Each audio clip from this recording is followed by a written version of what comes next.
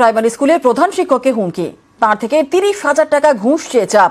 এমনই চাঞ্চল্যকর অভিযোগ মুর্শিদাবাদের সারগাছি সার্কেলের প্রাইমারি বিভাগের স্কুল পরিদর্শকের বিরুদ্ধে। আর কথোপকথনের অডিও ভাইরাল। মুর্শিদাবাদের বেলডাঙ্গা এখানকার সারগাছির রামেশ্বরপুর নিম্ন বুনিয়াদী বিদ্যালয়ের প্রধান শিক্ষক সঞ্জয় দত্ত, তার থেকে 30,000 টাকা ঘুষ চেয়ে চাপ। টাকা না দিলে চাকরিতে নানা সমস্যায় ফাঁসিয়ে দেওয়ার হুমকি। অভিযোগের আঙুল সার্কেল ইন্সপেক্টর অমৃতা বিশ্বাসের দিকে। এ নিয়ে অডিও ক্লিপ ভাইরাল।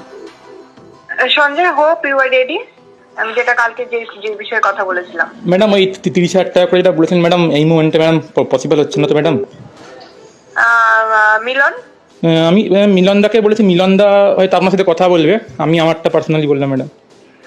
না, বিষয়টা হচ্ছে যে মিলনকেও বলে দিও, ওদের কিন্তু ছুটি কারোরই স্যাংশন নেই। প্রধান শিক্ষকের দাবি, সম্প্রতি তিনি একটি ঘটনায় পুলিশের সঙ্গে বচসায় জড়ান। এ নিয়ে মামলা গড়ায় বহরমপুর আদালতে। জামিন নিতে হয় সঞ্জয় দত্তকে।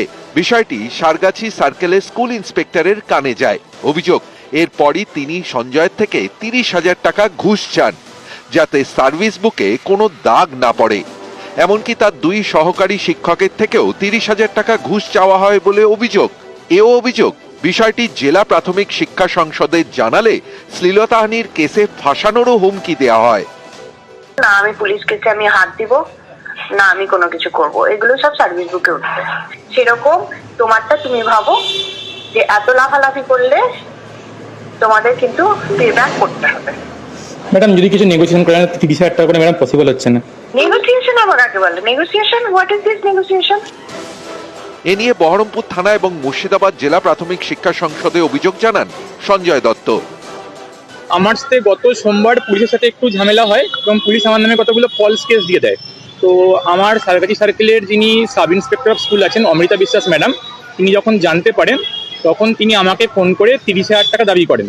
তার জন্য ম্যাডাম ব্ল্যাকমেইল করতে থাকেন, যদি আমরা টাকা না দিই আমাদের সার্ভিস ব্রেক করে দেবেন বা সার্ভিসে কোনো ক্ষতি করে দেবেন। এই ব্যাপারে আমরা এখন বিষয়টা খতিয়ে দেখবো, এটা তদন্ত সাপেক্ষ, এখনই কিছু বলতে পারছি না।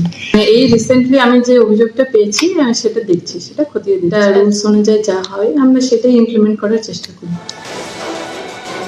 বহরমপুর থেকে প্রণব বন্দ্যোপাধ্যায়, নিউজ 18 বাংলা।